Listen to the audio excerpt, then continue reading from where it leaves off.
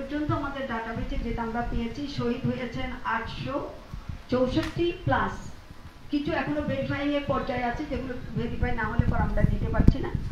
আর আহতের মধ্যে 14,000 প্লাস, সেখানেও নতুন নতুন করে আরো কিছু আসছে, কিন্তু এগুলো ভেরিফাই হওয়ার পরে আমরা বলতে পারবো গ্যাজেট হবে। যাদের বললাম 14,000 প্লাস, এটা গ্যাজেটের মধ্যে গেছে। আবার 864 এটা গেছে টাকারে প্রকাশিত হয়েছে।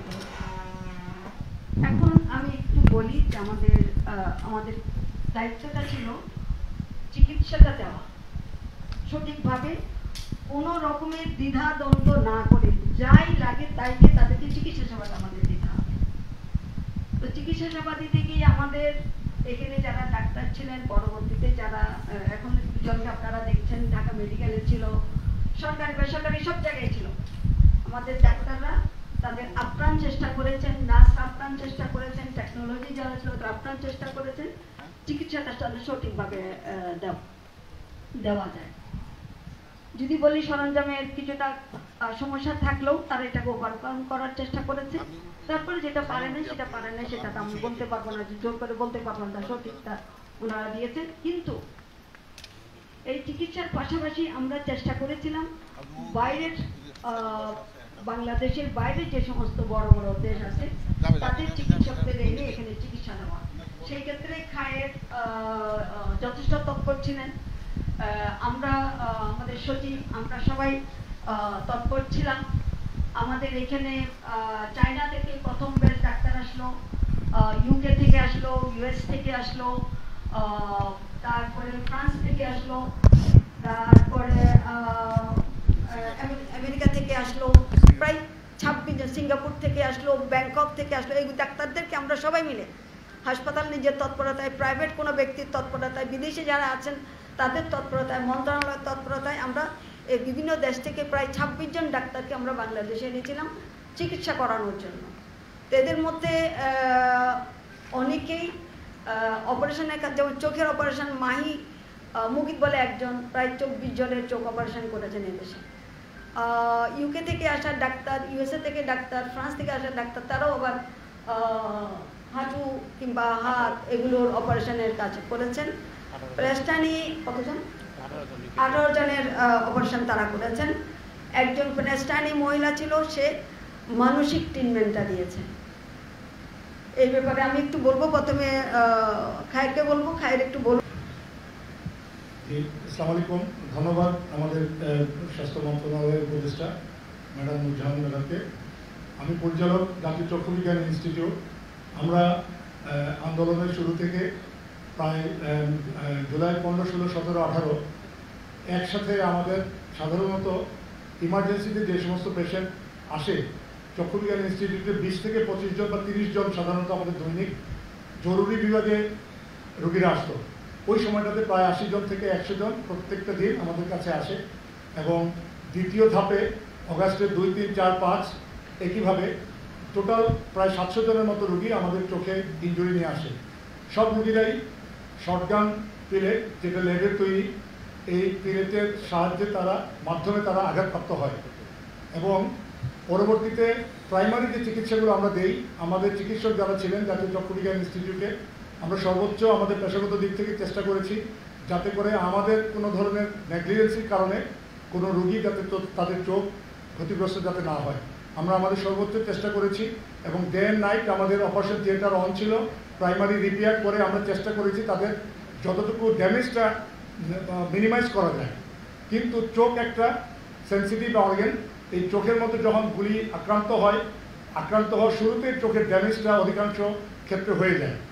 পরবর্তীতে আমাদের বিভিন্ন ধাপে ধাপে, সেকেন্ড ফেজ, থার্ড ফেজ, এই ধরনের ধাপে ধাপে এই সমস্ত রোগীদের চিকিৎসা হয় এবং ম্যাক্সিমাম রোগীদেরই চিকিৎসা আমাদের চক্ষু বিজ্ঞান ইনস্টিটিউটে হয়। একটা পর্যায়ে যখন আমরা দেখলাম যে রোগীদের সংখ্যা অনেক বেড়ে গেছে, আমরা তখন আমাদের মাননীয় সচিব স্যার তখন এনজিও ব্যুরোর ডিজি ছিলেন, স্যারের পরামর্শে আমরা বাংলাদেশ মেডিকেল ইউনিভার্সিটি এবং ইসলামিয়া চক্ষু হাসপাতাল, এই দুইটা হাসপাতালের সাহায্য নিয়ে আমরা দ্রুততম সময়ের মধ্যে চেষ্টা করেছি যে অপারেশনটা সম্পন্ন করার জন্য। পরবর্তীতে কিছু কিছু রোগী এখনও পর্যন্ত আমাদের হাসপাতালে আছে, যেমন আজকে আমাদের 22 জনের মতো রোগী ভর্তি আছেন। এই রোগীগুলো আসলে কিছু কিছু ক্ষেত্রে তাদের আস্থার, তারা মনে করেন যে হাসপাতালে থাকলে তারা ভালো চিকিৎসকের সংস্পর্শে আসছেন, তারা দেশের বাড়িতে চলে গেলে, গ্রামে চলে গেলে হয়তো কোনো কারণে চোখ যদি লাল হয়, চোখ ব্যথা হয়, তাহলে তারা চিকিৎসা বা চিকিৎসককে হয়তো তৎক্ষণাৎ পাবেন না। এই জন্য ওনারা মনে করেন যে হাসপাতালে থাকলে ওনারা কিছুটা আস্থাটা পান। আচ্ছা, এবং চিকিৎসকদের আনার দুটো উদ্দেশ্য ছিল যে আমরা যে চিকিৎসাগুলো করছিলাম এই চিকিৎসার মধ্যে আর কোনো পরিবর্তন আনার দরকার কিনা, এবং ওনারা যদি মনে করেন যে এই কয়েকজন রুগীকে দেশে বাইরে পাঠাইলে পরে ভালো হওয়ার সম্ভাবনা আছে, এই সিলেকশন করার মাধ্যমে এই চিকিৎসক যারা বিদেশ থেকে এসেছেন ওনারা বলেছেন যে আমাদের যে চিকিৎসা ব্যবস্থা, আমাদের চক্ষুবিজ্ঞান ইনস্টিটিউট অথবা আমাদের অন্যান্য হাসপাতালগুলোতে যে চিকিৎসা বলেছেন যে আমরাও হলো এই চিকিৎসাটাই দিতাম। তবে ওনাদের পরামর্শে যে শুধু আমরা বিদেশে পাঠিয়েছি সেটা নয়, আমাদের দায়িত্ব ছিল, আমরা আমাদের প্রধান উপদেষ্টার সাথে আলাপ করেছিলাম যে এখানে এমন কিছু কিছু ইনজিওর লোক আমরা দেখছি যেগুলি নিয়ে হাসপাতাল কর্তৃপক্ষ দ্বিধান্বিত যে কি করা যাবে। তখন উনি বলেছিলেন যে যদি প্রয়োজন হয় বাইরেও তোমরা পাঠাতে পারো, তার জন্য তোমরা মেডিকেল বোর্ড করে দাও। আমরা প্রত্যেকটা হাসপাতালে সিএমএস সহ পিজি, সিএমএইচ, নিটোর, এনআইইউ সবগুলিতে আমরা বিশেষজ্ঞ কমিটি করে দিয়েছিলাম, ডাক্তারদের বোর্ড করে দিয়েছিলাম, যাদেরকে ওনারা বলবেন যে এই চিকিৎসা এখানে হবে না, বাইরে পাঠালে তার কিছুটা ভালো হওয়ার সম্ভাবনা আছে, তাদেরকেই আমরা তারা রিকমেন্ড করলে আমরা বিদেশে পাঠাবো। তো এখানে একটা কথা বলে রাখি, এই যে বিদেশে পাঠাবো এই সংক্রান্ত স্বাস্থ্য মন্ত্রণালয়ে কোনো নীতিমালা ছিল না, কিংবা ওই সময় যে অবস্থা ছিল কিছু কিছু ইনজিউর্ড ছিল যাদেরকে ওই মুহূর্তে কিংবা একটু স্টেবল হলে বিদেশে পাঠাতে হবে, তা সাধারণভাবে পাঠানো যাবে না, তাকে এয়ার অ্যাম্বুলেন্সে পাঠাতে হবে। আমরা মোট 4 জনকে এয়ার অ্যাম্বুলেন্সে পাঠিয়েছি। 4 জনের অবস্থাও একদম অস্থিতিশীল ছিল, আমাদেরকে ডাক্তাররা বলতে পারছিলেন না তাৎক্ষণিকভাবে যে কখন পাঠাতে পারবো। ওনারা বলেছিলেন যখনই আমরা মনে করব যে এখন একটু স্থিতিশীল তখনই আমরা তাদের নাম বলবো, তখন আপনারা তাদেরকে পাঠাবেন, বোর্ড সেইভাবে আমাদেরকে বলেছেন। সেইভাবে আমরা 4 জনকে বিদেশে পাঠিয়েছিলাম এয়ার অ্যাম্বুলেন্সে করে। প্রথম যাকে পাঠাই আমরা জানতাম না বাংলাদেশে এয়ার অ্যাম্বুলেন্স নাই, এত বছরের একটা দেশ, এই দেশে একটা এয়ার অ্যাম্বুলেন্স নাই। এই এয়ার অ্যাম্বুলেন্স আনতে হয় ব্যাংকক থেকে কিংবা সিঙ্গাপুর থেকে, এটা আমাদের জানা ছিল না। তো আমরা তখন খুঁজছি কোথায় এই এয়ার অ্যাম্বুলেন্স পাওয়া যাবে, তখন চ্যানেল আই থেকে বলা হলো এগুলো বাইরের থেকে আনতে হবে।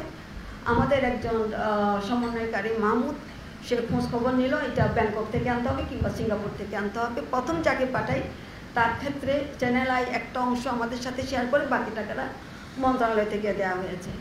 এরপরে আরও 3 জনকে আমরা পাঠিয়েছি একেবারে তাৎক্ষণিকভাবে, এই মর্মর অবস্থা একটু স্থিতিশীল হইলে যখন বোর্ড রিকমেন্ড করলো যে আজকে নিতে পারবেন, তখন এই এয়ার অ্যাম্বুলেন্স ওখান থেকে এনে আমরা তাদেরকে চিকিৎসার জন্য পাঠিয়েছি। বিশেষ করে বাসিত খান মুসা, তার কথা আপনারা শুনেছেন সম্ভবত, এটা বিভিন্ন পত্রপত্রিকায় আসছিল। সে তার দাদির সাথে ছিল আইসক্রিম খাওয়ার জন্য, এই গোলাগুলির মধ্যে যাচ্ছে আইসক্রিম কিনতে। তো গেট বন্ধ থাকাতে সে রাস্তায় যেতে পারে নাই, কিন্তু বাসায় উঠতে গিয়ে সে গুলিবিদ্ধ হয়, তার দাদি তাৎক্ষণিকভাবে মারা যায়, আর সে তার ব্রেনে ইনজুরি হয়। এখানে ডাক্তাররা নানানভাবে চেষ্টা করেছে, তার কিছু হয়নি, তাকেই আমরা এয়ার অ্যাম্বুলেন্সে করে আমরা সিঙ্গাপুরে পাঠিয়েছিলাম। এর মধ্যে যাদেরকে পাঠিয়েছে কারো ব্রেন ইনজুরি ছিল, কারো স্পাইনাল কর্ড ইনজুরি ছিল, নানানভাবে তারা এই সমস্যার মধ্যে পড়ে আমাদের ডাক্তাররাই রিকমেন্ড করে আমরা তাদেরকে বিদেশে পাঠিয়েছিলাম। তো এখানে আমাদের যেহেতু কোনো নীতিমালা নাই, প্রথম দিকে তখন তো উনিও ছিলেন না, যেই সচিব ছিলেন উনি বললেন আমাদের তো নীতিমালা নাই, নীতিমালা ছাড়া কেমনে আমরা ওনাদেরকে বিদেশে পাঠাবো, টাকা বা কীভাবে দিব। কাজেই এত কিছুর মধ্যেও শেষ পর্যন্ত আমরা সিদ্ধান্ত নিলাম মানুষ তো আমাদের বাঁচাতে হবে, নীতিমালা না থাকুক আমরা চেষ্টা করে যাই, দেখা যাক কোনোভাবে আমরা পারি কিনা। সেইভাবেই আমরা নীতিমালাবিহীন কিংবা কোনো শুধুমাত্র ক্যাবিনেটের কিংবা প্রধান উপদেষ্টার সাথে পরামর্শ করে আমরা তাদেরকে বিদেশে পাঠাই, এবং বিদেশ থেকেও আমাদেরকে যথেষ্টভাবে সহযোগিতা করেছেন। তারা আমাদেরকে যখনই আমরা তাদের, এবং এই যোগাযোগটা কে করবে, এটা কি মন্ত্রণালয় করবে নাকি সংশ্লিষ্ট হাসপাতাল করবে, তার সাথে যোগাযোগ করবে। প্রথম দিকে আমরা এমবিসিকে বলেছিলাম, এমবিসি প্রথম দিকে যোগাযোগ করেছে, পরবর্তীতে তাদের টাকা কীভাবে পাঠানো হবে এগুলো নিয়েও নানান সমস্যা ছিল। কারণ আমরা টাকা কি সরাসরি হাসপাতালকে দিব নাকি আমরা এমবিসিকে দিব? প্রথম দিকে আমরা এমবিসিকে দিলাম, কিন্তু সেখানে আবার ভাউচার পাইতে দেরি হচ্ছে। পরে হাসপাতালগুলো বলছে টাকা না পেলে চিকিৎসা করতে পারবো না, তখন সরাসরি তাদের অ্যাকাউন্টে টাকা পাঠানো শুরু করলাম। যখন পুরোপুরি জিনিসটা আমাদের আয়ত্ত আসলো তখন আমরা সরাসরি আবার এমবিসির মাধ্যমে টাকা পাঠানো শুরু করলাম। টাকা পাঠানো খুব সোজা না। আপনারা জানেন বাংলাদেশে যখন আমরা দায়িত্ব গ্রহণ করি তখন ডলারের অবস্থা খুবই খারাপ। কাজে ডলারটা কোথা থেকে দিব? ও তো টাকায় চিনবেন, ওকে তো ডলারে দিতে হবে। কাজে বাংলাদেশ ব্যাংকও ইতস্ত করছে ডলারটা আমি কোথায় পাবো। আমি শুধু দুজনের কথা বলি, এই দুজনের জন্যই আমাদের, যেমন বাসিত খান মুসা, তার জন্য আমাদের চলে গেছে 6.5 কোটি টাকা, তার ট্রিটমেন্ট এবং তার ওখানে থাকা, তার আমাদের দায়িত্ব কথা ছিল আমরা রোগীর চিকিৎসা করব, কিন্তু তার সাথে একজন অ্যাটেন্ডেন্টকেও আমরা অ্যালাউ করলাম। কিন্তু বাসিত খান মুসার সাথে তার মাও গেল। আমরা তাদেরকে ওখানে পাঠালাম। এই বাসিত খান মুসার পিছনে 6.5 কোটি টাকার মতন খরচ হয়ে গেল। তার চিকিৎসা, তার খাওয়া দাওয়া, তার যে সাপোর্ট, এগুলোর পিছনে। আরেকজন হাসান, তার পিছনে চলে গেল বলে 3.5 কোটি টাকা। আমরা জাস্ট জিনিসটা বোঝার জন্য যে আমরা কোনো জায়গায় কোনো টাকা পয়সা খরচ করতে আমরা কার্পণ্য করি, যখন যেখানে যে টাকা চেয়েছে যে চিকিৎসার জন্য, কিন্তু প্রত্যেকটা জিনিসটা হয়েছে ব্যাংক থেকে ব্যাংকে, কোনো ব্যক্তির হাত দিয়ে টাকাগুলো খরচ হয়নি। তো কাজে এখানে আমাদের একটা নিরাপত্তা ছিল যে আমরা যা করেছি ব্যাংকের মাধ্যমে করেছি এবং এমবিসির থ্রুতে আমরা করেছি। এখন এই যে চিকিৎসা, দীর্ঘস্থায়ী একটা চিকিৎসা চলছে, 9 তারিখ থেকে শুরু করে আজকে এপ্রিলের 13 তারিখ, 7 মাস ধরে চিকিৎসা চলছে। আমরা এই পর্যন্ত 40 জনকে পাঠিয়েছি। 40 জনের মধ্যে 26 জন গেছে ব্যাংককে, 13 জন গেছে সিঙ্গাপুরে, 1 জন গেছে রাশিয়ায়। রাশিয়ায় যাকে পাঠালাম তার কথাটা একটু বলি। তার এই পুরো মুখের, তার দাঁত থেকে শুরু করে তার নাক, মুখ, চোয়াল কিছুই নাই, গুলির আঘাতে এটা পুরোটা উড়ে গেছে। তাকে নিয়ে যখন আমরা কোথায় পাঠাবো, কোন হাসপাতালে পাঠাবো, ছবি তুলে তার 3D ছবি তুলে এগুলো পাঠানো হলো, ইউকেতে পাঠানো হলো, সিঙ্গাপুরে পাঠানো হলো, ব্যাংককে পাঠানো হলো, অস্ট্রেলিয়াতে পাঠানো হলো। অন্যরা অস্বীকার করলো যে আমরা এটা করবো না। অস্ট্রেলিয়া থেকে বললো তবে আমাদের সময় লাগবে। এখন ওর মুখের ফেশিয়ালগুলো যদি শক্ত হয়ে যায় তাহলে নাকি ট্রিটমেন্ট করা যাবে না। শেষ পর্যন্ত আমাদের ওই যে বললাম মাহমুদ, ওর সহযোগিতায় ও রাশিয়ায় পড়াশোনা করেছে, রাশিয়া তাকে নিতে সমর্থ হলো। এখন বর্তমানে সে রাশিয়ায় আছে। যখন তাকে রাশিয়াতে পাঠানো হলো, মাহমুদই তাকে নিয়ে গেছে। সে লেখাপড়া জানে না, তার পরিবারও সেই একই অবস্থা। সে কোন একটা কারখানায় কাজ করত। মাহমুদ তাকে নিয়ে গেছে। সেখানে নিয়ে যাওয়ার পরে বলা হচ্ছে তার এই যে ফেশিয়াল ট্রিটমেন্টটা যে করবে সেখানে কিছু ব্যাকটেরিয়া আছে। এই ব্যাকটেরিয়ার যদি ট্রিটমেন্ট না করে তাহলে তার ট্রিটমেন্টটা আসল ট্রিটমেন্টটা করা যাবে না। কাজে এখনও তার সেই ট্রিটমেন্ট চলছে। বুধবারে তার একটা অপারেশন হওয়ার কথা আছে। অপারেশন হলেই তারপর তার ট্রিটমেন্টটা পুরোপুরি শুরু হবে। তো কাজে আমরা যত তাড়াতাড়ি মনে করি যে চিকিৎসাটা শুরু করব, কিংবা যতই আমরা চাই না কেন, এটা আমাদের সব কিছু হাতে থাকে না। কিছু জিনিস থাকে সংশ্লিষ্ট দেশে, তারা তাদের মতন করে কাজগুলো করে। এই যে আমরা এখানে পাঠালাম, এখানে তো সবাই শিক্ষিত যায় নাই। আমাদের যতজন আহত হয়েছেন তাদের প্রায় 70% হলো সাধারণ শ্রমিক, সাধারণ নাগরিক, আর 30% হলো আমাদের স্টুডেন্ট। তো যারা স্টুডেন্ট তারা কিছুটা ইংরেজি বলতে পারলেও অনেকে ইংরেজি বলতে পারে না। তখন আমাদের দরকার হলো দোভাষী দিতে হবে। তখন আমরা সিঙ্গাপুরে আবার দোভাষী ঠিক করলাম, তাকে প্রতিদিন $50 করে আমাদের দিতে হলো। আবার যারা ওখানে আছেন তাদের হাত খরচ, তাদের যাতায়াত, এগুলোর জন্য $50 করে দেওয়া হলো। ব্যাংককে দিলাম প্রথমে 750, পরে দিলাম আমরা $1200। অর্থাৎ এই খরচগুলো আমাদেরকে চালিয়ে যেতে হলো। ইতিমধ্যে 26 জনের মতন মনে হয় চলে আসছে, ঠিক বলছি না? 26 জন চলে আসছে, বাকিরা এখনও ব্যাংকক আর সিঙ্গাপুরে রয়ে গেছে, তাদের ট্রিটমেন্ট চলছে। এই কথাগুলো বলার কারণটা হলো আমরা অনেক সময় অনেক প্রত্যাশা নিয়ে রাখি। আমরা এই যে বললাম 14,000 আহত হয়েছেন এবং 864 জন শহীদ হয়েছে। তো এখন এদের জন্য আমাদের করণীয় একটা ছিল আহতদের জন্য চিকিৎসা, এবং যারা শহীদ হয়েছেন তাদের জন্য করণীয়টা কি, সেটার জন্য এটা গ্লোবালি আমাদের প্রধান উপদেষ্টা জুলাই ফাউন্ডেশন বলে একটা ফাউন্ডেশন করলেন। সেখানে থেকেই যারা শহীদ হয়েছেন তাদের পরিবারকে কিছু সহায়তা করা হয়েছে। পরবর্তীতে এগুলি ওই ফান্ড থেকে তাদেরকে সহায়তা করা হয়েছে। পরবর্তীতে সিদ্ধান্ত হয়েছিল মুক্তিযুদ্ধ মন্ত্রণালয় থেকে যারা শহীদ হয়েছেন তাদেরকে 30 লাখ টাকা করে দেওয়া হবে। সে প্রক্রিয়া শুরু হয়ে গেছে। সঠিক তথ্য এই মুহূর্তে আমার কাছে নাই, কিন্তু সেগুলো তাদের কাছে আছে, মন্ত্রণালয়ের কাছে আছে, কতজনকে তারা টাকা দিয়েছেন কিংবা জুলাই ফাউন্ডেশনকে কতজনকে দেওয়া হয়েছে সে তথ্য তাদের কাছে আছে। এগুলো ছিল তাৎক্ষণিকভাবে সহায়তা করা। জুলাই ফাউন্ডেশন মুক্তিযুদ্ধ মন্ত্রণালয়ের অধীনে কাজ করছে। এখানে আরেকটি কথা বলে রাখি, যখন মন্ত্রণালয়ে কাজ করছিল তখন একটা সেল করা হয়েছিল, সেলের মাধ্যমে এই জিনিসগুলো, কিন্তু সেলের মাধ্যমে কাজগুলো দ্রুত গতিতে হচ্ছিল না বলেই আমরা এটাকে আবার মুক্তিযুদ্ধ মন্ত্রণালয়ে, যেহেতু আমাদের চিকিৎসার পার্টটা অনেকটা শেষ হয়ে গেছে, এখন হলো তাদের রিহ্যাবিলিটেশন কিংবা তাদের বাকি যে কাজগুলো করতে হবে সেটা নিয়ে কাজ করা। তো এর মধ্যে আমাদের এই যে 40 জনকে তো আমরা পাঠালাম, এর মধ্যে আরও 8 জনের একটা তালিকা করা আছে, তাদের প্রসেস অলরেডি হয়ে গেছে। এটা মুক্তিযুদ্ধ মন্ত্রণালয়কে আমরা পাঠিয়েছি যাতে তারা এদেরকে আয়োজনটা আমরা করে দিব, কিন্তু হিসাব নিকাশগুলো তারা রাখবে। সেখানে 8 জনেরকে আমরা নাম চলে গেছে, আশা করি তারা দ্রুত চলে যাবে। তার মধ্যে কিছু ব্যাংককে যাবে, বেস্তানি হাসপাতালে, আর কিছু যাবে বলে সিঙ্গাপুরে। এর বাইরে আমাদের আরও 31 জন আছে যাদেরকে আমরা টার্কিতে পাঠানোর চেষ্টা করছি। তাদের তালিকা আমাদের পররাষ্ট্র মন্ত্রণালয়ে পাঠানো হয়েছে, টার্কি গভর্নমেন্টের সাথে কথাবার্তা চলছে। আর হইল 21 জন যাবে পাকিস্তানে যারা যাবে সেটার তাদের অ্যাম্বাসাডারের সাথে আমাদের কথা হয়েছে, তাদের গভর্নমেন্টের সাথে আমাদের কথা হয়েছে। এই 2 জায়গায় সম্ভবত পাকিস্তানে 21 জন, 31 জন, আর টার্কিতে হইল 21 জন। এই লোক এটার প্রসিজিওরের মধ্যে আছে, তারও আশা করি আমরা অতি শীঘ্রই সেখানে পাঠাতে পারব।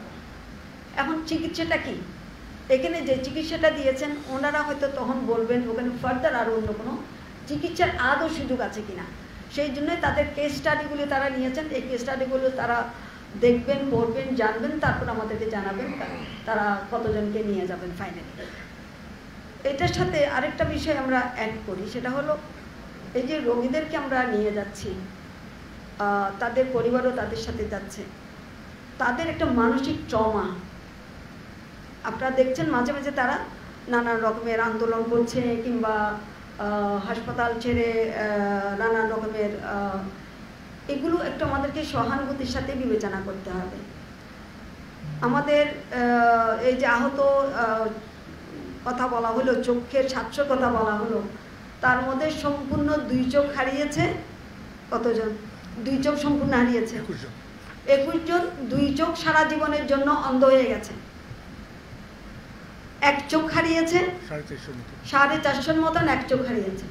এখন বলেন, আমি সারা জীবন যতদিন সুস্থ ছিলাম আমি 2 চোখে পৃথিবীটাকে দেখেছি, নিজের কাজ করেছি, পড়াশোনা করেছি, হাল চাষ করে সব কিছু করেছি, কিন্তু ওয়ান মর্নিংয়ে দেখলাম আমার 2 চোখ অন্ধ। তার যে মানসিক ট্রমা, সেই ট্রমাটাকে অ্যাড্রেস করার মতন ডাক্তার কিংবা ফ্যাসিলিটিস আমাদের এখানে তেমন নাই। কাজে এই জায়গাতে আমরা পিছিয়ে আছি। কাজে তাদের এটাকেও আমরা চেষ্টা করছি কিছু জোড়াতালি দিয়ে এই মানসিক ট্রমাটাকে কোনোভাবে সংশোধন করা যায় কিনা, কোনোভাবে গিয়ার আপ করা যায় কিনা।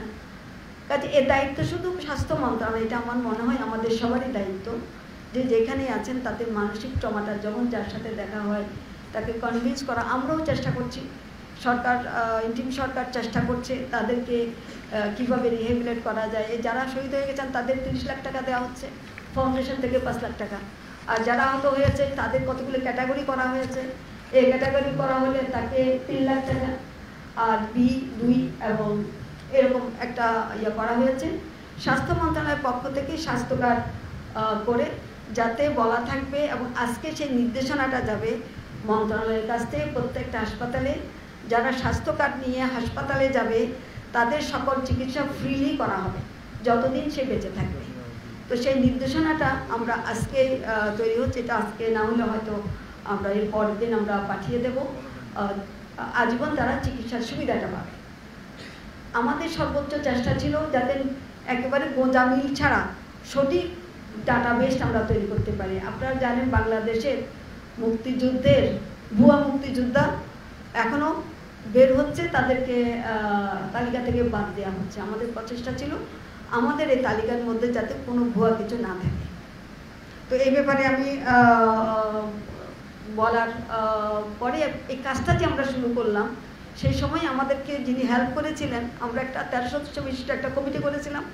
সেই কমিটির সভাপতিত্ব করেছিলেন, নেতৃত্ব দিয়েছিলেন একজন প্রাক্তন সচিব, স্বাস্থ্য সচিব, ওনার নাম হুমায়ুন কবির। ওনার নেতৃত্বে এই ডাটাবেসগুলো শুরু হয়। এই ব্যাপারে আমি আমার সচিবকে কিছু বলার জন্য অনুরোধ করব। ধন্যবাদ স্যার। মিডিয়ার সহকর্মীবৃন্দ, আসসালামু আলাইকুম। আপনারা সবাই জানেন যে আমাদের এই কাজটি বেশিরভাগ হয়েছে, জেলা সদস্য সচিব ছিলেন সিভিল সার্জন। যেহেতু তারা কাছাকাছি দেখেছেন, শনাক্তকরণের সুবিধা তাদের কাছে ছিল, ওই জন্য ওই পর্যায় থেকে এই কাজটি কিছু আবেদন আসছে, নতুন সদস্য অন্তর্ভুক্তির জন্য কিছু আবেদন আসছে, সেগুলোও আমরা ওই কমিটির মাধ্যমেই ভেরিফিকেশনের প্রয়োজন ওইখান থেকে আমরা করব। এটা একটি বিশাল কর্মযজ্ঞ। ভুল ত্রুটি আমাদের অ্যাডভাইজার ম্যাডাম বলেছেন যে মুক্তিযুদ্ধের তালিকা নিয়ে 71-এ যুদ্ধ হয়েছে, তারপরে তালিকা নেওয়ার কথা আছে। সেই ক্ষেত্রে ভুল ত্রুটির সম্ভাবনা থাকেই। আমরা যারা এই প্রক্রিয়ার সাথে সম্পৃক্ত ছিলেন সবাইকে অনুরোধ করেছিলাম যাতে যাচাই বাছাই করে যাদের কন্ট্রিবিউশন ছিলেন, যারা আহত হয়েছেন, প্রকৃত যোদ্ধারা যাতে এই তালিকায় আসেন সেই কাজটি করার জন্য। তো সেক্ষেত্রে আমরা আমাদের আন্তরিকতার ঘাটতি দেখাইনি। যদি আপনারাও অনেক ক্ষেত্রে ইনফরমেশন দিয়ে আমাদের সহায়তা করেছেন, আপনারা যেখানে নিউজ করেছেন সেই জায়গাগুলো আমরা অ্যাড্রেস করেছি। এখনও আপনাদের কাছে আমাদের আপিল থাকবে, যে কোনো ইনফরমেশন আমাদের জানালে আমরা সেই জায়গায় অ্যাড্রেস করবো। প্রকৃত যোদ্ধা যারা এই তালিকায় আসেন, চিকিৎসার ক্ষেত্রে একই আপিল। আমাদের ব্যবস্থাপনায় কিছু ত্রুটি থাকতে পারে, বাট আন্তরিকতার কোনো ঘাটতি, নিটোর বলি, এনআইও বলি, পিজি বলি কিংবা সিএমএস বলি, ঢাকা মেডিকেল কলেজ বলি, কারোরই আন্তরিকতার কোনো ঘাটতি ছিল না। বাট আমাদের এক্সিস্টিং সিস্টেমে অনেক রোগীর মধ্যে আমাদের এই রোগীরাও ছিলেন, সেই ক্ষেত্রে আমাদের হয়তো কিছু ঘাটতি থাকতে পারে ম্যানেজমেন্টের ক্ষেত্রে।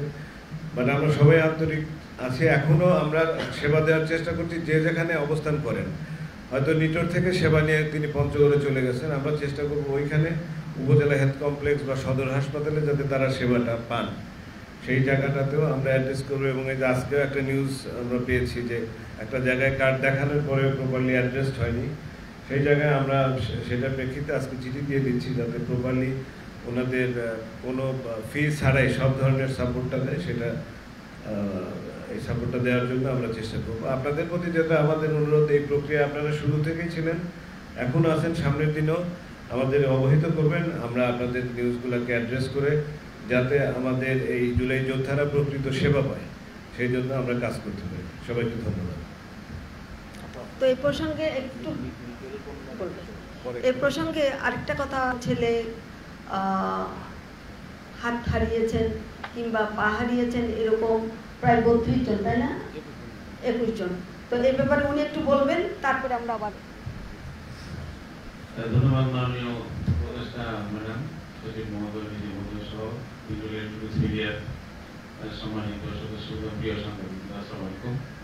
আমরা এ পর্যন্ত নিটোরে 196 জনের চিকিৎসা দেওয়া হয়েছে। ওদের মধ্যে 68 ডিগ্রি বা রয়েছে। সেখানে বিদেশ থেকে যে টিম এসেছে, থাইল্যান্ড, ইউকে এবং চীন থেকে, তারা 191 জনের চিকিৎসা দিয়েছে। চিকিৎসার প্রয়োজনে আমরা এখন বলেছি তাদের বাঁচা থেকে 21 জনকে হাত কিংবা পা কেটে ফেলতে হয়েছে, হাঁটুর উপরে কাটতে হয়েছে 17 জন এবং কোনের উপর পর্যন্ত কেটে ফেলতে হয়েছে 4 জন। এছাড়াও উন্নততর চিকিৎসার জন্য আমাদেরকে বিদেশে এখনো 5 জন অবস্থান করছে এবং বাকি আরো 11 জন প্রক্রিয়ায় রয়েছে।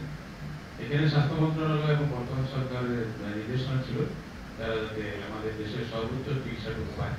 আমরা আন্তরিকতার সঙ্গে চেষ্টা করেছি সেটি করার জন্য। আর যাদেরকে আমরা আসলে বিদেশে যাওয়ার জন্য বলেছি, এদের চিকিৎসাতে একেবারে বাংলাদেশে নাই, ব্যাপারটাও অন্য হয়। কিন্তু টেকনোলজিক্যাল সাপোর্ট কোনো কোনো ক্ষেত্রে হয়তো তাদের ভালো হওয়ার সম্ভাবনাকে বাড়িয়ে দিতে পারে, সেই জন্য তাদেরকে বিদেশ পাঠানোর সুপারিশ করা হয়েছে। এখনো যারা হাসপাতালে আছেন তাদের আমরা চিকিৎসা চালিয়ে যাচ্ছি। কিছুক্ষণ আগে আমাদের বলেছেন তাদের সবার কিন্তু হাসপাতালে থাকাটা একেবারে জরুরি না, কিন্তু তাদের মধ্যে একটা আস্থার সম্পর্কিত কাজ করে থাকতে পারে, এখানে থাকলে সুবিধা বেশি পাওয়া যাবে বা তারা out of sight out of mind হয়ে যান কিনা। কিন্তু আমরা আশ্বস্ত করতে চাই যে যেখানে বাংলাদেশের সমস্ত জায়গায় এখন হাসপাতালে রাশিয়ারি লেভেলে, জেলা পর্যায়ে এবং মেডিকেল কলেজ পর্যায়ে চিকিৎসার ব্যবস্থা রয়েছে এবং তাদের হাতে হেলথ কার্ড রয়েছে, যেখানেই তাদের প্রয়োজনীয় চিকিৎসা নিতে পারবে, প্রয়োজন হলে নিকটে এসেও নিতে পারবে। সুতরাং আমরা ইনশাআল্লাহ সর্বোচ্চ রকম প্রচেষ্টায় আছি যে জোরে যোদ্ধাদের যারা সর্বোচ্চ চিকিৎসা পায় স্বাস্থ্য মন্ত্রণালয়ের নির্দেশনা মোতাবেক আমরা সেটি বাস্তবায়ন করতেছি, করবো ইনশাআল্লাহ। আপনাদের সবাইকে ধন্যবাদ। নিটোরের কথা বললো, আমরা নিটোর থেকে যাদেরকে পাঠিয়েছি তাদের বেশিরভাগই গেছে বেস্তানিতে।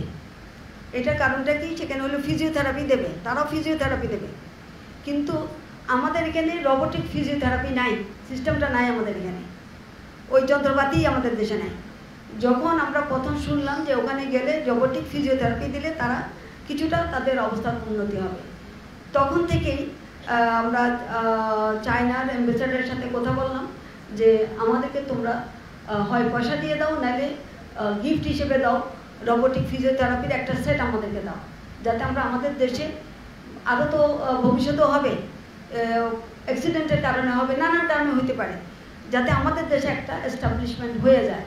তো তারা আমাদের কথা রেখেছেন, তারা আমাদের গিফট হিসেবে রোবোটিক ফিজিওথেরাপি করার জন্য একটা সেট দিয়েছেন। এটা বর্তমানে আমাদের কাছে ইয়েতে আছেন, চট্টগ্রাম বন্দরে আছেন, আমরা শুল্ক দিয়ে এটা নিয়ে আসতে পারবো। এটার জন্য আমাদের প্রায় ৩,৫০০ স্কোয়ার ফিটের মতন কিংবা ৬,০০০ স্কোয়ার ফিটের মতন জায়গা লাগবে এটা প্রতিস্থাপন করতে।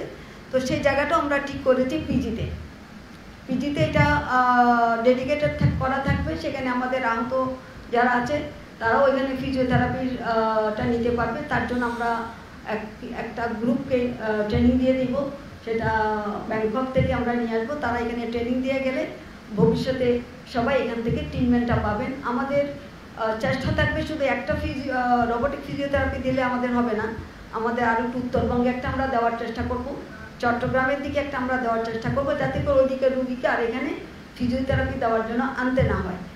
এখানে আমরা বিশেষ করে কৃতজ্ঞতা স্বীকার করছি ব্র্যাকের কাছে, সিআরপির কাছে।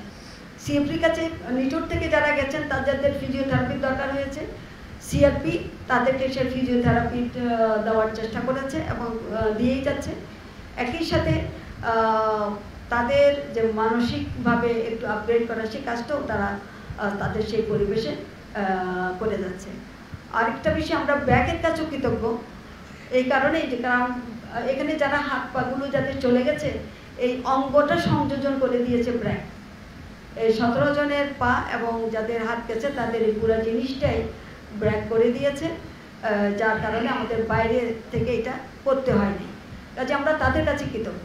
একইভাবে আমরা আপনাদের কাছেও কৃতজ্ঞ, বিশেষ করে যারা আমাদেরকে অনেক সময়ে, যেমন মাগুরার একটা ছেলে চিকিৎসা পাচ্ছিল না, সেটা পত্রিকায় আসার পরে আমরা সেটা নিউজ থেকে জেনে আমরা তাকে ওই রাতের বেলায় সিভিল সার্জনের সাথে যোগাযোগ করে ঢাকায় নিয়ে আসার ব্যবস্থা করি। ঠিক তেমনি করে নোয়াখালীতে এরকম বিভিন্ন জায়গা থেকে আমাদের কাছে এসছে মিডিয়ার মাধ্যমে, এবং মিডিয়া শুধু আমাদেরকে এটার ব্যাপারে বলছে না, আমি আপনাদেরকে ধন্যবাদ জানাই এবং আরও আপনাদের কাছে প্রত্যাশা আমার থাকবে কিছু কিছু জায়গায় যেখানে দুর্নীতি হচ্ছে সেটাও আপনারা তুলে ধরছেন আমাদের কাছে। সেখানে আমরা তো এখান থেকে জানি না কোথায় কীভাবে দুর্নীতিগুলো হয়, কারণ এই বাংলাদেশটা মনে আষ্টে পৃষ্ঠে দুর্নীতিতে জড়িয়ে গেছে, দুর্নীতির জালে জড়িয়ে গেছে। এখান থেকে বের হওয়াটা আসলে খুব কঠিন, কিন্তু আমরা চেষ্টা করে যাচ্ছি। এই কাজে আপনাদেরও সহযোগিতা আমরা চাই। এবার আরেকটা বিষয় আমি একটু কথা বলি, সেটা হলো এই যে বলছি আমরা বিদেশে পাঠাবো, বিদেশে পাঠাতে গিয়ে আমাদের যে ঝক্কিগুলো নিতে হয়েছে, অনেকের ন্যাশনাল আইডি কার্ড নাই। তাহলে ন্যাশনাল আইডি কার্ড না থাকলে তো আমি তার পাসপোর্ট করতে পারছি না, পাসপোর্ট করতে না পারলে তার তো আমি ভিসাও করতে পারবো না। কাজে আমাদেরকে তাদের পাসপোর্ট থেকে শুরু করে তাদের ন্যাশনাল আইডি, তাদের ভিসা, সব কাজগুলো আমাদেরকে মন্ত্রণালয় থেকে আমরা এগুলো করে দিয়েছি এবং সেক্ষেত্রে আমরা সবারই সহযোগিতা পেয়েছি। যারা লেখাপড়া জানে না, একজনকে পেলাম সে তার বাড়ি, সে অন্য খালার কাছে বড় হয়েছে, কিন্তু তার বাড়ির ঠিকানা হলো অন্যটা। তাকে ওখানে চিনবে কিনা সেটাও সে বলতে পারছে না। তো কাজে এই পরিস্থিতির মধ্য দিয়েই আমরা তাদের যাদের এনআইডি কার্ড করার দরকার ছিল তাদের এনআইডি কার্ড করেছি, তাদের পাসপোর্ট করার দরকার ছিল পাসপোর্ট করেছি, ভিসার দরকার ছিল ভিসা করে দিয়েছি, আমরা তাদেরকে বিদেশে পাঠিয়েছি। আলহামদুলিল্লাহ তাদের অনেকেই সুস্থ হয়ে ফিরে এসছেন। কারো কারো যা ছিল তার থেকে কিঞ্চিত হয়তো উপকার হয়েছে। যেমন পত্রিকায় হয়তো আপনারা দেখেছেন বাসে ফিরে এসছে, তার জন্য আমাদের একটা 3.5 লাখ টাকা খরচ করে একটা হুইল চেয়ারও নিয়ে আসতে হয়েছে। ওই ইচ্ছা করলে আমরা এখান থেকে দিতে পারতাম, কিন্তু বাবা মার মন বোঝে না, তারা ওইখান থেকে এটা নিয়ে আসবে, যার কাছে পয়সা বেশি গেল আমরা ওইখান থেকে হুইল চেয়ারটা আমরা নিয়ে আসছি। তাকে আনার সময় আবার একজন নার্স তাদের সাথে দিতে হয়েছে, কারণ সিঙ্গাপুর হাসপাতাল কমফোর্ট ফিল করছে না যতক্ষণ পর্যন্ত না তাকে বাংলাদেশে সঠিকভাবে পৌঁছা দেওয়া যায়। তো কাজে সেই কাজগুলো তাদের সব খরচও আমরা বহন করেছি। কাজে পুরো জিনিসটাই আমরা টাকার দিকে তাকাইনি, আমরা মানুষকে বাঁচানোর দিকে চেষ্টা করেছি। সেই বাঁচানোর চেষ্টার মধ্যে কোনো কোনো জায়গায়, যেমন কিছু কিছু ক্ষেত্রে, যেমন শাফির বলে একটা ছেলের ক্ষেত্রে আপনারা অনেকে নিউজ করেছেন, অনেকেই মনে কষ্ট পেয়েছেন যে তার চিকিৎসাটা প্রপারলি হচ্ছে না। আসলে জিনিসটা সেরকম ছিল না। তাকে সে ছিল সিএমএইচে, তাকে ওখানে ডাক্তাররা বলেছিল যে তোমার আজকে আমরা অপারেশনটা করে দেই, তাহলে তোমার দৃষ্টিটা কিছুটা হলে ভালো হবে, কিন্তু সে কিছুতেই সেখানে অপারেশন করবে না। এই যে বললেন খায়ের বললেন একটা চোখের ডাক্তার, একটা নির্দিষ্ট সময়ের পরে কিন্তু আর কাজ করে না। ও অপারেশন করলো না, ও নিজের ইচ্ছে ব্যাংককে চলে গেল। আমাদের বোর্ডও তাকে রিকমেন্ড করেনি। ওখানে গিয়ে ব্যাংককে গিয়ে সে আমাদের ডাক্তাররা যা বলেছে ওখানকার ডাক্তারও তাই বলেছে। সে ফিরে এসে নানানভাবে তার কষ্টের কথা বলে যাচ্ছে, সরকার তার সহযোগিতা করছে না। শেষে আমরা বললাম তুমি তাহলে যাও, যেখানে যাও তুমি যাও, আমরা তোমার খরচ বহন করবো। সে গেল, গিয়ে চোখ দেখাইলো, একই রেজাল্ট, তার পিছনে প্রায় আমাদের 70-80 লাখ টাকা খরচ হলো, কিন্তু কোনো রেজাল্ট এখানে আসেনি। আগে যা ছিল এখনও তাই। পরবর্তীতে সে বললো তাকে আবার পাঠাতে হবে, তার চোখে একটা গোলক দিতে হবে, ফলস চোখ লাগাতে হবে, তার জন্য 16 লাখ টাকা খরচ হবে। আমরা বললাম, খায়ার বললো যে এটা আমরা আমাদের এখানে বিনা পয়সায় করে থাকি। তো বলছিলাম ওইটার জন্য আমরা এই টাকাটা খরচ করবো না, কারণ এটা তো পাবলিক মানুষের ট্যাক্সের পয়সাই এটা হচ্ছে। তো কাজেই যেখানে প্রয়োজন সেখানে ছাড়া আমরা, এবং যেখানে ডাক্তার বোর্ড রিকমেন্ড করছে সেখানেই আমরা নিয়ে যাচ্ছি, সেই কাজগুলি আমরা করছি। আমরা বলার পরে আপনারা কথা বলার সুযোগ পাবেন, ঠিক আছে? আমরা কথাগুলি শেষ করে নিই। তো চিকিৎসার দিক থেকে আমাদের সামনে আরও লম্বা কথা চাই, যে বললাম তাদেরকে আমরা দেশের বাইরে আরও তার্কিতে যাবে, পাকিস্তানে যাবে, এদের কিছু ভেস্তানিতে যাবে, সিঙ্গাপুরে যাবে, আরও একটা গ্রুপ আছে। কিন্তু এবং বাইরের ডাক্তার নিয়ে আসো, এটাও বন্ধ হয়নি। কাজে মাঝে মাঝে আমাদের বাইরের ডাক্তারও আসবে, কারণ যারা অপারেশন করে গেছেন এগুলো একটা সময় পর্যন্ত অপেক্ষা করতে হয়, তারপরে আবার তার আরেকটা টার্ন আসলে তখন আবার তাকে অপারেশনগুলো করতে হবে। তো কাজে আমরা এই পর্যন্ত এর মধ্যে আছি। আপনাদের একটা ভালো খবরও দেই যে চায়নার সাথে আমাদের একটা কথাবার্তা চলছে। তারা 50 বছর পূর্তি উপলক্ষে বাংলাদেশকে একটা হাসপাতাল, 1000 বেডের একটা হাসপাতাল গিফট করবে। আমরা এটা ঠিক করেছি, রংপুরে এই হাসপাতালটা করব, সেটার জন্য আমরা প্ল্যানিং করছি। আশা করি আমরা এই কাজটা দ্রুত এগিয়ে নিয়ে যেতে পারবো। এই ব্যাপারে আমি একটু কথা বলতে দেই।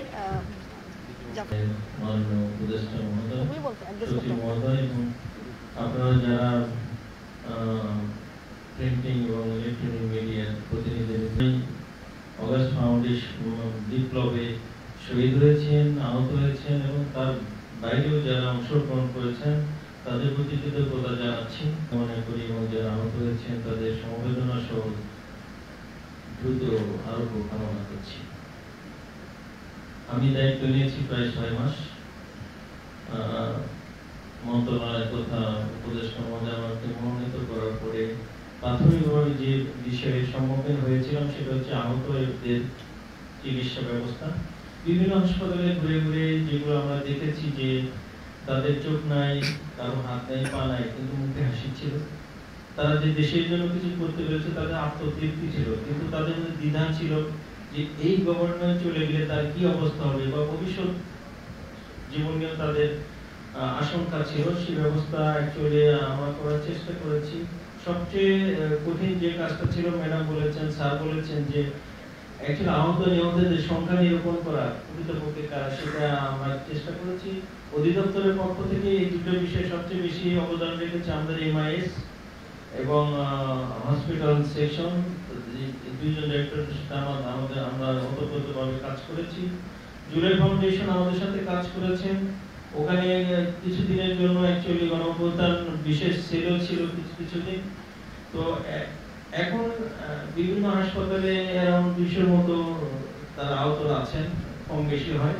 বিভিন্ন হাসপাতালে আমাদের একটা ডাক্তারদের ডাইরেক্টরদের একটা গ্রুপ রয়েছে, যে কোথায় কত আহতরা আসছে, ভর্তি আছে, নতুন আসছে, কি অবস্থা, এগুলো যোগাযোগ ব্যবস্থা আছে। এবং প্রতিটা হাসপাতালে যাতে তাদের জন্য এই চিকিৎসা নেওয়ার ক্ষেত্রে হয়রানির শিকার না হয় বা লং কিউ দাঁড়াতে না হয়, সহজে চিকিৎসা পায়, সেজন্য প্রতিটা হাসপাতালে ব্যানার সহ একটা কর্নার করা হয়েছে, বিশেষত সেল রয়েছে। এবং এছাড়াও ম্যাডাম বলেছেন যে বাইরে যাওয়ার ক্ষেত্রে আমাদের বিশেষজ্ঞ কমিটি রয়েছে। এরপরও মানুষ তো অ্যাকচুয়ালি তাদের যে মানসিক অবস্থা, অনেকেই তারা স্যাটিসফাইড, কিন্তু আরো কোনো ভালো চিকিৎসা সম্ভাবনা আছে কিনা, এটার জন্য অনেকে বিদেশে যেতে। তো আমরা মোটামুটি সেটা চেষ্টা করেছি। আর এখনো জুলাই ফাউন্ডেশনে আমাদের ডেপুটি সিনিয়র ডাক্তাররা আছে, ওখানে যারা আসে তাদের চিকিৎসা ব্যবস্থা এবং পরবর্তীতে উপদেশ এগুলো দেওয়ার জন্য সাইকিয়াট্রিস্ট সহ নানাবিধ ব্যবস্থাপনা আছে। আমরা জানি আমরা হেলথ কার্ড দিয়েছি, কিন্তু হেলথ কার্ডের সুবিধাগুলো এখনো সুনির্দিষ্টভাবে আমরা পৌঁছাতে পারিনি, এটা নিয়ে কথাবার্তা হচ্ছে। এবং আপনারা জানেন যে স্বাস্থ্য মন্ত্রণালয় এই দায়িত্ব অ্যাকচুয়ালি মুক্তিযোদ্ধা মন্ত্রণালয়কে হ্যান্ড ওভার করেছে, কিন্তু প্রাথমিকভাবে যেহেতু আমরা জড়িত ছিলাম, তারা ভরসায় আমাদের কাছে আছেন এবং আমরা তো কোনোভাবেই তাদেরকে উপেক্ষা করতে পারবো না, আমরা তাদের ঋণ কোনোভাবেই শোধ করতে পারবো না। আমরা সমন্বিতভাবে কাজ করে যাচ্ছি। স্বাস্থ্য মন্ত্রণালয়, স্বাস্থ্য উপদেষ্টা সচিব সহ আমাদের বিশেষ সহকারী মহোদয় আছেন, দেশের বাইরে আছেন, ওনাকে বিশেষভাবে দায়িত্ব দেওয়া হয়েছিল যে আমাদের জন্য চিকিৎসা ব্যবস্থা যাতে সুসম্পন্ন হয়, সেভাবে উনি থাকলে হয়তো আরো বলতে পারতেন। তার প্রতি আমরা কৃতজ্ঞতা জানাই। ওখানে ডিভিশনাল কমিশনার, যিনি বিভাগীয় কমিশনার, ওনাকে বলা হয়েছে আমাদের ডিভিশনাল ডাইরেক্টর। ওনার আসলে খোঁজা হচ্ছে নীলফামারী, রংপুর এবং দিনাজপুরে আছে। তবে নীলফামারীতে একটা মোটামুটি জায়গা আমরা পেয়েছি, এটা অ্যাকচুয়ালি এখানে প্রসিড করব। তো এই ব্যাপারে আপনাদের সহযোগিতা এবং আমরা চাই। আর সাহায্যে international federation for red crescent কাজ করছে, আমাদের স্বাস্থ্য মন্ত্রণালয়ের সাথে তারা সমন্বিতভাবে কাজ করে যাচ্ছে। হ্যাঁ, এবার অনেক সময় যে যুদ্ধ বিধ্বস্ত দেশ তো একটা মাইন্ড বিস্ফোরণে তাদের একটা বড় রকমের টেকনোলজি তারা ডেভেলপ করেছে। এইটা আমরা জানলাম কোত্থেকে, আমরা জানলাম ইউকে থেকে। ইউকের একদল ডাক্তার এসেছিল, তারা বললো যে তোমরা যারা এই হাত পা হারিয়েছে তাদেরকে যদি তোমরা পাকিস্তানে পাঠাও, সেটা হলো লাহোরে সম্ভবত বললো, তাদের একটা বিষায়িত হাসপাতাল আছে, যেহেতু যত রকমের পাকিস্তানও তো নানা রকমের যুদ্ধের মধ্য দিয়ে গেছে, পেশোয়ার নানান জায়গায় তাদের একটা বড় রকমের টেকনোলজি হাসপাতাল তারা ওখানে তৈরি করেছেন, যেখানে বিষায়িত চিকিৎসাটা অনেক ভালো বলে তারা ইউকে থেকে আমাদেরকে বলা হয়েছে। ধন্যবাদ। আমরা বিদেশে নিয়মিত বিদেশমুখী আছি। বাংলাদেশে চীন হাসপাতাল বানাবে, আমরা শুনছি আমেরিকাও একটা হাসপাতাল বানাবে, কিন্তু আমাদের পিজি হাসপাতাল দক্ষিণ কোরিয়ার অর্থায়নে নির্মিত। এখানে এই হাসপাতালটি অবহেলিত পড়ে আছে, এগুলোর মুখ দেখছে না, কিন্তু আমরা বিদেশে বিভিন্ন জায়গায় হাসপাতাল খুঁজছি বা চীনের রোগী পাঠাচ্ছি। কেন আমরা বাংলাদেশ? কিন্তু আপনি আমাকে ওই জায়গায় নিয়ে যাচ্ছেন, আপনি তো সত্যি কথাটাই আপনি বলেছেন। একটা বিষায়িত হাসপাতাল, অনেক কোটি টাকা খরচ করে এই হাসপাতালটা বানানো হয়েছে, অনেকগুলো যন্ত্রপাতি কিনেছে, তার মধ্যে কিছু কিছু যন্ত্রপাতি অলরেডি নষ্ট হয়ে গেছে, কিছু যন্ত্রপাতি ঠিক আছে। এটা কেন করতে পারছে না? কারণ যে চুক্তিটা করা হয়েছিল সেখানে যে ম্যান পাওয়ার ধরা হয়েছিল, তাদের যে ট্রেনিং দেওয়ার কথা ছিল সেটা সম্পূর্ণ করে নাই। এই চেহারা আপনি আজকে বিষায়িত হাসপাতালের কথা বলছেন, বাংলাদেশে 5000-এর পদ শূন্য আছে, ডাক্তার নাই আমার তাহলে এখন সমস্যার দিকে এটা আমি আলাপ করতে চাচ্ছিলাম না, কিন্তু আমি বাধ্য হয়ে আলাপটা করি। আমাদের বাংলাদেশে ডাক্তারের 5000 ডাক্তারের শূন্যপদ আছে। সেখানে আমরা ডাক্তার নেওয়ার জন্য চেষ্টা করছি। ডাক্তারদের কোনো ক্যারিয়ার পাথ নাই। আপনি যদি আমাকে বলেন ঢাকা বাংলাদেশে মেডিকেল কলেজগুলোর মধ্যে সরকারি বেসরকারি যাই বলেন না কেন, বেশ কিছু মেডিকেল কলেজ হাসপাতাল আছে যেখানে বেসিক সাবজেক্টের টিচারই নেই। তো বেসিক সাবজেক্টের টিচার যদি না থাকে, টিচার যদি পড়াতে না পারে, তাহলে সেখানে ভালো ডাক্তার কোত্থেকে হবে? এই যে আপনি বললেন পিজিতে আমরা বিশেষায়িত হাসপাতাল, সেখানে সেই ডাক্তার যে ম্যান পাওয়ার, শুধু ডাক্তার দিলে তো হবে না, ডাক্তারের সাথে টেকনোলজি লাগবে, ডাক্তারের সাথে সেরকম আইসিইউর জন্য সেরকম নার্স লাগবে। অর্থাৎ যে টোটাল একটা গ্রুপ ম্যান পাওয়ার তৈরি করার কথা, সেই ম্যান পাওয়ারটা নাই এবং সেই ম্যান পাওয়ারটা তৈরি হয় নাই। তৈরি না হওয়ার কারণে এটা এভাবেই পড়ে আছে। এখন আমরা চেষ্টা করছি কোরিয়ার সাথে আবার কথা বলে তারা অন্তত 1 বছর 2 বছর এটাকে চালাক, তারা আমাদের জিনিসগুলো তৈরি করে দিক, করে দিলে তারপরে যখন আমাদের কাছে হ্যান্ডেল, এইভাবেও আমরা আলাপ আলোচনা চালিয়ে যাচ্ছি এটাকে যাতে আমরা কাজে আনতে পারি। আপনারা যেখানে আমার উপজেলা হাসপাতালের 10 জন 14 জন ডাক্তার থাকার কথা, সেখানে কোনো কোনো জায়গায় 4 জন 5 জন আছে। আবার এমন অবস্থাও আছে, অর্থাৎ কোনো কিছু নিডস অ্যাসেসমেন্ট বলে একটা বিষয় থাকে, আমার কি ধরনের ডাক্তার দরকার, বিষায়িত ডাক্তার আমার কতজন দরকার, গাইনির কতজন ডাক্তার, ফার্মাকোলজির কতজন ডাক্তার, অ্যানেস্থেশিয়ার ডাক্তার আমাদের নাই। এখন 2 উপজেলা মিলে 1 জন করে অ্যানেস্থেশিয়ার ডাক্তার দেওয়ার কথা চিন্তা করছি আমরা, নাই আমি কোথা থেকে দিব? কাজে এখন আমরা ক্যাবিনেটে নিয়ে গেছি যে যেহেতু বেসিক সাবজেক্ট কেউ পড়ছে না, কেন পড়ছে না? কারণ বেসিক সাবজেক্ট করলে তো সে বাড়তি কোনো টাকা পায় না, সে তো প্রাইভেট প্র্যাকটিস করে না, তাহলে সে ওই সাবজেক্টটা পড়বে কেন? কাজে এখন আমরা ক্যাবিনেটে নিয়ে গেছি যাতে তাকে তার বেতন, অন্যদের বেতন 10,000 হলে তাদের জন্য 20,000 টাকা বেতন দেওয়া হয়।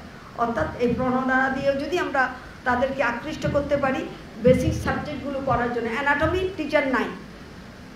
বরিশাল মেডিকেল কলেজ থেকে 2 জন ছাত্র আমার কাছে আসলো, বলল আমি 5 বছর ডাক্তারি পাস করে বের হয়ে গেছি, আরেকজন ইন্টার্নশিপ করছে। তারা কোনোদিন মেডিসিনের প্রফেসরের কাছে পড়ার সৌভাগ্য তাদের হয় নাই, তাহলে কোন জ্ঞান নিয়ে সে বের হবে হাসপাতাল থেকে? কাজে আপনারা এই জিনিসগুলো খুঁজে দেখেন কোথায় কোথায় আমাদের এই গলতগুলো আছে। আমরা তো এই 1-7 মাসে সব জায়গায় চাইলে তো আমি বেসিক টিচার তৈরি করতে পারবো না, আগে তাকে পড়াইতে হবে, ঢুকাইতে হবে, আগ্রহী করতে হবে, তারপর আমরা সেটা করতে পারবো। কাজে আমাদের অনেকগুলো জায়গায় এই ফলগুলি রয়ে গেছে। বলেন, এই 2টা কোশ্চেন, এর বেশি না। যা আছে আমি তো এখন নতুন করে সবকিছু ঠিক করে ফেলতে পারবো না। কাজে আমাদের চেষ্টা হচ্ছে আমরা নতুন করে 2000 ডাক্তার নেওয়ার জন্য আমরা একটা সার্কুলার দিয়েছি। সেখানে বলা হয়েছে যেহেতু ডাক্তারের বলেছি আগে 5000 ডাক্তারের ঘাটতি আছে, এই ঘাটতি পূরণের জন্য আমরা দিয়েছি 2000। এগুলো তো আমরা নিয়োগ করি না, এটা পিএসসি নিয়োগ করবে। তারা ওখানে উল্লেখ করেছে 4 বছর পেরিফেরিতে থাকবে এরকম আগ্রহী তারা আবেদন করতে পারবে, তাহলে তারা ওই বিসিএস ইয়ের মতন করে তারা এখানে ঢোকাতে পারবে। আমাদের ডাক্তারের যে ঘাটতিটা আছে ক্রমান্বয়ে 5000 ডাক্তার আমরা নেওয়ার চেষ্টা করছি। একইভাবে আমার নার্সের সংকট আছে, সেই নার্সও আমরা নেওয়ার চেষ্টা করছি। এগুলো হয়ে গেলে আমরা আশা করব যে আমাদের কিছুটা আমরা সাশ্রয় অবস্থার মধ্যে যেতে পারবো।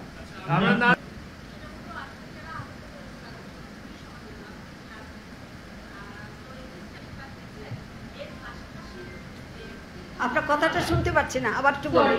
আমার 2টো কোশ্চেন। প্রথম কোশ্চেনটা হলো জুলাই আন্দোলনে যারা আহত হয়েছে তাদের যে চোখ হারানো লাগছে, একটা জিনিস জানতে চাই, তাদের ট্রিটমেন্টের জন্য আপনারা দেশের বাইরে দিয়েছেন, এক্ষেত্রে জুলাই ফাউন্ডেশন করে ফেলেছেন। জুলাই ফাউন্ডেশনটা দিয়েছে, আহতদের কিছু টাকা দিয়েছে, তাদের নিজেদের খাওয়া দাওয়া নানান কাজের জন্য। ওটার সাথে চিকিৎসার কোনো সম্পর্ক নাই। কিংবা মুক্তিযুদ্ধ মন্ত্রণালয়ে যারা শহীদ হয়েছেন তাদেরকে যে 30 লাখ টাকা করে দিচ্ছেন, এটা ওই পরিবারেই পাচ্ছে, ওইটার সাথে চিকিৎসার কোনো সম্পর্ক নাই। চিকিৎসার বিষয়টা সম্পূর্ণরূপে স্বাস্থ্য মন্ত্রণালয়ের বিষয়। কাজেই তাদের বাইরে যাওয়ার পিছনে যে টাকাটা খরচ হয়েছে, বাংলাদেশে যে টাকাটা খরচ হয়েছে, অর্থাৎ হাসপাতালগুলোতে যে টাকা খরচ হয়েছে, সেটা হাসপাতাল বলতে পারবে কত টাকা তাদের পিছনে খরচ হয়। সাধারণত এটা ওনারাও দুজনের কাছ থেকে শুনবেন। বিদেশে যে পাঠিয়েছি তার পিছনে আমরা 25 কোটি 37 লাখ টাকা 25 কোটি সরকারের প্রধান উপদেষ্টা ত্রাণ মন্ত্রণালয় থেকে পেয়েছিলাম। সেখানে আমাদের প্রায় 19.5 কোটি টাকা খরচ হয়েছে। বাকি টাকাটা আমরা আমাদের কাছে আছে, আরও যারা পাঠানো হবে তাদের পিছনে এই টাকাটা ব্যয় হবে। আর হাসপাতালেরগুলি আমার মনে হয় 2 জনে বলতে পারে, আর বাকি স্ব হাসপাতালেই বলতে পারে, সে তাহলে হিসাব আমার কাছে নেই। ওইভাবে তো আর বলা যাবে না স্যার, এটা তো না এক্সিস্টিং ওনার রোগের কি আছে, মধ্যে। নিয়মটা কি আছে সেটা বলে দেন, নিয়মটা বলে দেন। এভাবে দেই, আপনি কথাটা একদম রাইটলি বলেছেন যে পিজিতে যে সমস্যাটা হয়েছিল সেটার ব্যাপারে আমি বলি। আমাদের কাছে আমরা যে স্বাস্থ্য কার্ডটা দিয়েছি, আমি আজকেই বললাম যে আমরা একটা নির্দেশনা দিচ্ছি, সেই নির্দেশনা এখনও যায় নাই। আমরা একটা নির্দেশনা দিচ্ছি, কার্ড আমরা পাঠিয়েছি। নির্দেশনার মধ্যে থাকবে, পরিষ্কার করেই থাকবে, তারা হাসপাতালে যে সুবিধা, চিকিৎসা সুবিধা পাবে সেই ব্যাপারে বলা থাকবে। পিজিতে যেটা হয়েছিল, এখন স্বাস্থ্য কার্ড তো আমরা সবারই দিতে পারি না, কারণ স্বাস্থ্য কার্ড দিতে হলে তার নিজের ছবিটা অ্যাড করে দিতে হবে। অনেকেই ছবিটা অ্যাড করে দেয় নাই, যারা অ্যাড করে দেয় নাই সে স্বাস্থ্য কার্ডটা পায় নাই। তো কাজেই তারা এখন যারা পায়নি তারা মনে করেছে এটা আমাকে মনে হয় দেওয়া হলো না, কাজে এখানে একটা ভুল বোঝাবুঝি। দ্বিতীয়ত একটা কথা বলি, আমাদের হাসপাতালগুলোতে এগুলো কিছু হয়ে গেছে, সেটা হলো যখন শুরুতেই যখন রোগীরা আসতে শুরু করলো, স্বাভাবিকভাবে আমাদের সাধারণ মানুষের মন তো ওদের প্রতি একটা সিম্পাথি আছেই, তারা আমাদের ছেলে, আমাদের সন্তান, তাদের এরকম কষ্টটা হয়েছে। তখন বিভিন্ন দাতা সংস্থা কিংবা বিভিন্ন ব্যক্তি বর্গ এসে সেখানে হাসপাতালে টাকা দিয়েছে, কে খাবার দিয়েছে, নানানভাবে যে যার যে ব্যাপার সাহায্য করেছে। তো কাজে এখন কেউ পেয়েছে কেউ পায় নাই, এটা নিয়ে আবার একটা অসন্তুষ্টি, ও পেলে আমি পেলাম না কেন। কিন্তু এই টাকা দেওয়াটা কিংবা এই দ্রব্য পাওয়াটা এটা তো মন্ত্রণালয়ের উপর নির্ভর করে, হাসপাতালের উপর, ব্যক্তির যাকে পছন্দ তাকে দিয়েছে। কাজে এইগুলো মিলে কতগুলো ধোঁয়াশার সৃষ্টি হয়েছে, সেই কারণেই অসন্তুষ্টিগুলো হয়েছে।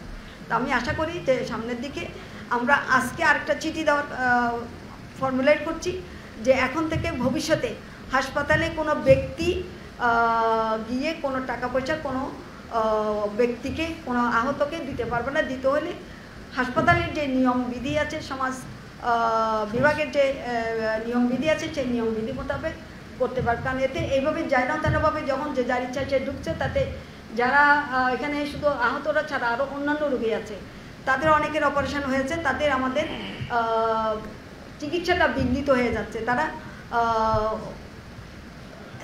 তাদের ইনফেকশন হয়ে যাওয়ার একটা ঝুঁকি বেড়ে যাচ্ছে।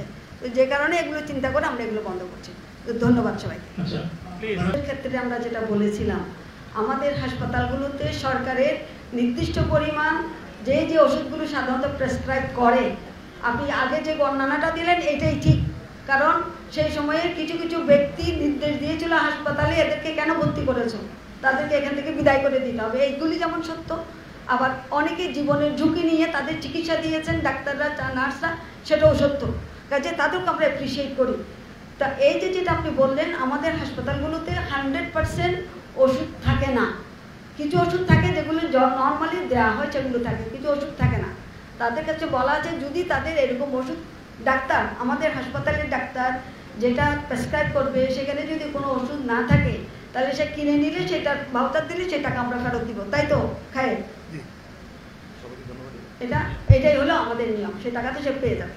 তো আমরা এখন আশা করি শেষ করি, আপনাদের কষ্ট করে আসার জন্য শেষ। আমাদের আর এরপর আরেকটা কি আছে, আগামী সপ্তাহে অনেক ধন্যবাদ সবাইকে। মেডিকেল কলেজের প্রশ্ন সেটা হচ্ছে যে বিগত সরকারের সময়ে জেলায় জেলায় মেডিকেল কলেজ করা হয়েছে, তথ্য আপনি পেয়েছেন। আমরা বন্ধ করার কথা বলিনি, আমরা বলেছি যেমন ধরেন দুটো, জাস্ট উদাহরণ হিসেবে বলছি, দুটো মেডিকেল কলেজের একটাতে 5 জন চিকিৎসক আছেন, টিচার আছেন, আর একটাতে 3 জন চিকিৎসক আছেন। এও ভালো পড়াতে পারতেছে না, এও পড়াতে পারতেছে না। আমরা চাচ্ছি এটাকে ব্যালেন্স করতে।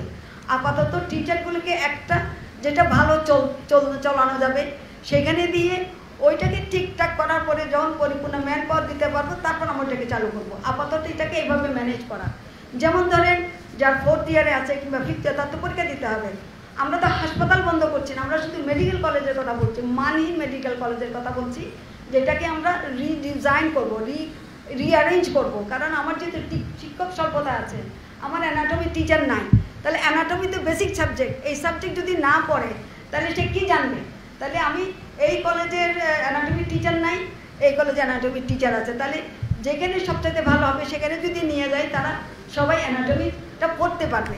এরকম অনেকগুলো সাবজেক্ট আছে, বললাম বেসিক সাবজেক্ট, মেডিসিনের কথা বললাম, অনেকগুলো নাই আমাদের কাছে। এগুলোর জন্য আমাদেরকে সেভাবেই প্রস্তুত হয়ে আসতে হবে। সেটাই আমরা সমন্বয় করার কথাই চিন্তা করছি, বন্ধ করার কথা বলি নাই। আবার যদি এই কথাও বলি, আমার মানহীন মেডিকেল কলেজ রেখে লাভটা কী হবে? সে কি ভালো ডাক্তার হবে?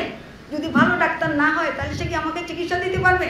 পারবে না তো, তাহলে আমাদের মানের দিকে যেতেই হবে, সেটা যেভাবেই আমরা পারি না কেন। আমাদের সময়ের মধ্যে আমরা কতটুকু করতে পারবো জানি না, কিন্তু আমাদের ইচ্ছা থাকবে যাই কিছু হোক মানসম্মতভাবে হোক, যাতে আমাদের জনগণ সঠিক চিকিৎসাটা পায়। এই যে বলছেন আমরা বিদেশের উপরে যাচ্ছি, কেন যাচ্ছি? বিদেশে তো অনেকে দরজা এখন বন্ধ করে দিয়েছে, তো দরজা বন্ধ করে দিলে এখন আমরা চেষ্টা করছি, আমাদের কিডনি রোগ ডায়ালিসিস হয়, আমাদের কিডনি ট্রান্সপ্লান্ট করতে অনেক সমস্যা, কাজে নিয়মকানুনগুলোকে কোনোভাবে একটু সামঞ্জস্য করে একটু বেটার করে যাতে এই দেশেই চিকিৎসার সুবিধাটা বেশি দেওয়া যায়, তার জন্য আমরা একটা ব্যবস্থা করার চেষ্টা করছি, সেটা আলোচনার মধ্যে আছে, নিয়মকানুনগুলি তৈরি হচ্ছে। যেমন আমাদের এখানে লিভার ট্রান্সপ্লান্ট হয় না বললেই চলে, একবার চেষ্টা করা হয়েছিল বারডেমে, আরেকবার চেষ্টা করা হয়েছিল পিজিতে, সেটা খুব বেশি সাকসেসফুল হয় না। এখন সেটাকে যাতে আমাদের রোগীকে বাইরে দিতে না হয়, তার জন্য যে ট্রেনিং দিতে হয়, তার জন্য যে সরঞ্জাম লাগে, সেগুলি আমরা আমাদের এখানে করার চেষ্টা করছি, চিন্তা করছি। ঠিক একইভাবে বোন ম্যারো ট্রান্সপ্লান্ট একসময় ঢাকা মেডিকেলে হতো, সেই টিচার চলে যাওয়ার পরে, সেই ডাক্তার চলে যাওয়ার পরে আর বোন ম্যারো ট্রান্সপ্লান্ট হয় না, এখন সিএমএইচে কিছু কিছু হয়। কাজে আমরা ওইটার উপর এখন জোর দিচ্ছি, যাতে আমাদের ডাক্তারদেরকে ট্রেনিং দিয়ে আমাদের ফ্যাসিলিটিসগুলি আমরা ডেভেলপ করে যাতে বাইরে আমাদের আর পাঠাতে না হয়, এইটুকু হইল আমাদের চেষ্টা। ধন্যবাদ সবাই।